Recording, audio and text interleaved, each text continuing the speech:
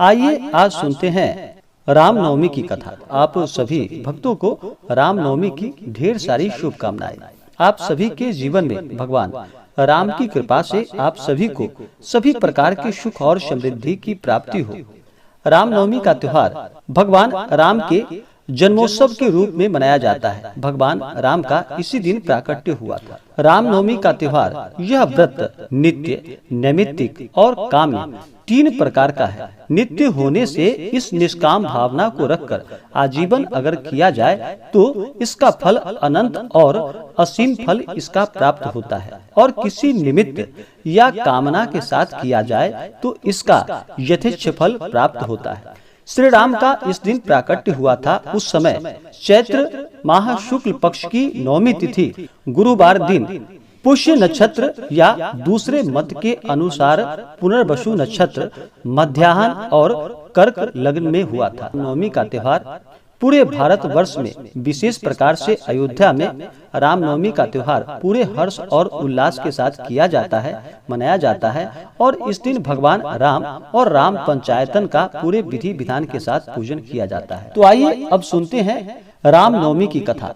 तो बोलिए प्रेम से भगवान रामचंद्र की जय। रामनवमी से जुड़ी हुई कथा के अनुसार त्रेता युग में जब धरती पर रावण और ताड़का जैसे असुरों का आतंक बढ़ गया तो स्वयं भगवान विष्णु और माता लक्ष्मी ने अवतार लेकर धरती पर आकर अपने भक्तों का उद्धार किया। पौराणिक कथाओं के अनुसार त्रेता युग में अयोध्या के राजा दशरथ की 3 पत्नियां थीं, परंतु फिर भी वे संतान सुख से वंचित थे। इससे व्यथित महाराज दशरथ को ऋषि वशिष्ठ ने कामेष्टि यज्ञ करवाने की आज्ञा दी। इस यज्ञ के फलस्वरूप राजा दशरथ के यहाँ तीनों रानियां को पुत्र रत्न की प्राप्ति हुई और उनकी प्रथम पत्नी कौशल्या के गर्भ से भगवान राम का जन्म हुआ। राजा दशरथ की 3 अन्य पुत्र भरत, लक्ष्मण और शत्रुघ्न थे। ब्रह्मर्षि वशिष्ठ भगवान राम के गुरु थे। उन्होंने उन्हें वैदिक ज्ञान के साथ साथ अस्त्र शस्त्र में निपुण किया।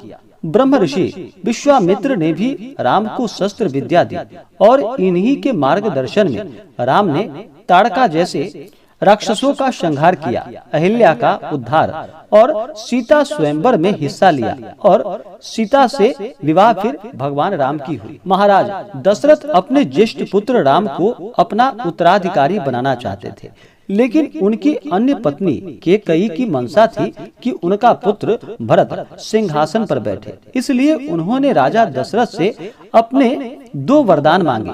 यह वे वरदान थे जिसका वचन राजा दशरथ ने तब दिया था जब युद्ध के दौरान रानी कैकेयी ने राजा दशरथ के प्राणों की रक्षा की थी। कैकेयी ने राजा दशरथ से जो वरदान मांगे उनमें से भरत का राज्याभिषेक और राम के लिए 14 वर्षों का वनवास मांगा। इस तरह भगवान राम को 14 वर्षों का वनवास मिला। इस वनवास में भगवान राम की पत्नी सीता और भगवान राम की भ्राता लक्ष्मण ने उनका साथ दिया और उनके साथ ही जाना स्वीकार किया, और वे भी उनके साथ 14 वर्षों के वनवास में निकल पड़े। साथ ही भरत ने भी भातृ प्रेम को सर्वोपरि रखा और एक वनवासी की तरह ही 14 वर्षों तक अयोध्या को एक अमानत के रूप में स्वीकार किया। इस वनवास काल में भगवान राम ने कई असुरों का संहार किया और रावण जैसे दुराचारियों का अंत किया। शायद कैकेयी के वचन केवल आधार मात्र थे, क्योंकि नियति कुछ इस प्रकार थी। भगवान राम ने अपने वनवास काल में हनुमान जैसे सेवक, सुग्रीव जैसे मित्र को पाया। नियति ने सीता अपहरण को निमित्त बनाकर रावण जैसे दुराचारियों का संहार किया। सीता जन्म का उद्देश्य ही रावण संहार से था, जिसे श्री राम ने पूरा कर मनुष्य जाति का उद्धार किया। और फिर श्री राम ने वनवास काल को पूर्ण किया और भरत ने अपने बड़े भ्राता को अयोध्या का राजपाट सौंप दिया। मर्यादा पुरुषोत्तम राम ने एक ऐसे राम राज्य की स्थापना की जिसे सदैव आदर्श के रूप में देखा जाता है। भगवान राम ने प्रजा के हित के लिए सीता का परित्याग किया। अपने कर्तव्यों के लिए उन्होंने स्वसहित को द्वितीय स्थान दिया और इस तरह राम राज्य की स्थापना हुई। सीता ने प्रजा हित के लिए परित्याग स्वीकार किया और अपना जीवन वाल्मीकि आश्रम में बिताया। और उस समय माता सीता ने 2 पुत्रों को जन्म दिया, जिसका नाम लव और कुश था। यह दोनों ही पिता के समान तेजस्वी थे। और फिर लव कुश के हाथों में भगवान राम ने अपने राज्य को सौंपकर और स्वयं वे अपने विष्णु अवतार को धारण कर मानव जीवन का त्याग किया। इस प्रकार से रामनवमी की कथा संपूर्ण हुई। तो बोलिए प्रेम से भगवान रामचंद्र की जय।